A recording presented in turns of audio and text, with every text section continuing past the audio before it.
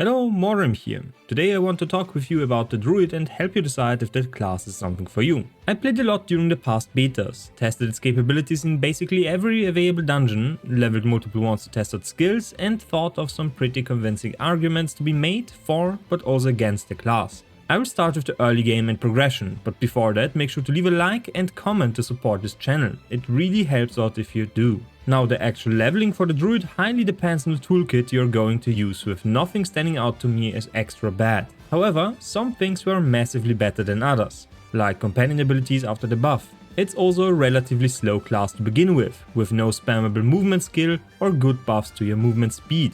The overall enjoyment of this class definitely had a ramp up going for it, with the strength of this build going up as you unlock more tools and synergies. Legendary powers further enhance this feeling of a storm growing in intensity as you progress. There's just so much combo potential with shapeshifting, companion and elemental abilities that can be mixed and matched with each other. The best description for this class I can give you is that of a juggernaut. It has high damage, defenses and CC, but is also slow and heavy during play.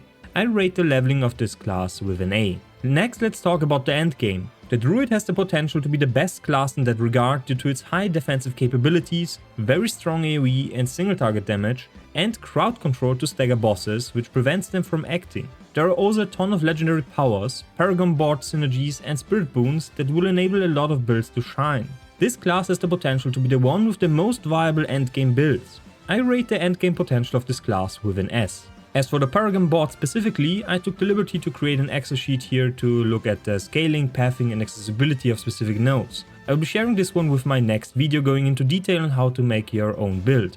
So make sure to follow this channel for more Druid stuff. Now I have been talking about combos and synergies all this time. Does this mean the class is hard to play and build? Does this require a big brain with connected synapses? Given the amount of people that fail to understand how this class has to be built and played, I would argue yes. It's one of the harder classes despite its straightforward tools. Your abilities have lengthy cooldowns, you have limited mobility and need to set up and watch out for certain things that benefit your damage, like buffs, multiple legendary powers and ailments that are required for mechanics to function. Yes, you have a lot of damage reductions going for you, which makes taking damage more forgiving, but other classes can just dash or teleport out. Debilitating Raw has a 22 seconds cooldown.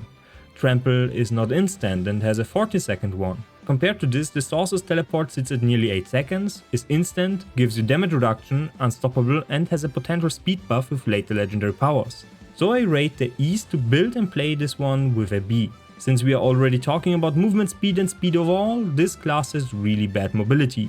Your skill tree has only one movement speed increase in it, which is tied to the werewolf form. Trample is your only movement ability with a 14 seconds cooldown. It's also not instant or even particularly fast. So I rate the mobility of this class with a C, potentially even a D. Next I want to have a look at the group utility of the Druid. In short, it's excellent with multiple group-wide buffs that can be unlocked through legendary powers. This includes a heal and attack speed buff with Bloodhorn, additional damage mitigation with Cyclone Armor, a huge variety of crowd control including Immobilize, Stun, Slow and Knockback, great vulnerability uptime with Storm skills, which increase the damage enemies take, and a strong reduction to the damage enemies deal with the debilitating Raw.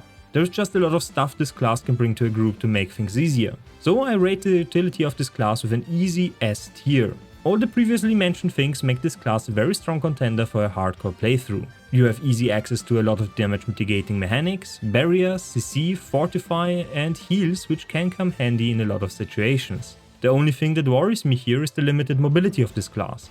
Sure, one-shot mechanics that cannot be sufficiently mitigated in damage have to be avoided somehow, which this class has trouble with. There is also no tool in the Druid's kit that completely negates damage taken, like the Flame Shield of the Sorceress. This, coupled with the rougher early game and higher dependence on legendary powers, makes me rate the hardcore availability of this class with just an A. And lastly, fun. This is a very subjective topic, so take this with a grain of salt, but I had the most fun on the Druid at even lower levels. The visual effects and sound design felt absolutely amazing to experience. Everything felt heavy and meaty, and the amount of choices I could make to optimize and change my build really captivated me. I also developed a clear preference for the elemental skills, which offered me with something I never thought I would find outside of World of Warcraft: the Enhancement Shaman. So I rate the fun potential of the Druid class with a clear S.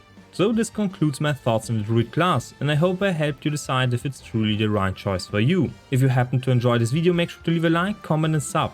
You can also find a variety of builds, tips and other D4 content on this channel. And you can join a community Discord with the link down below. If you want to support me some more, make sure to check out my Patreon, PayPal and channel membership. So see you next time and bye.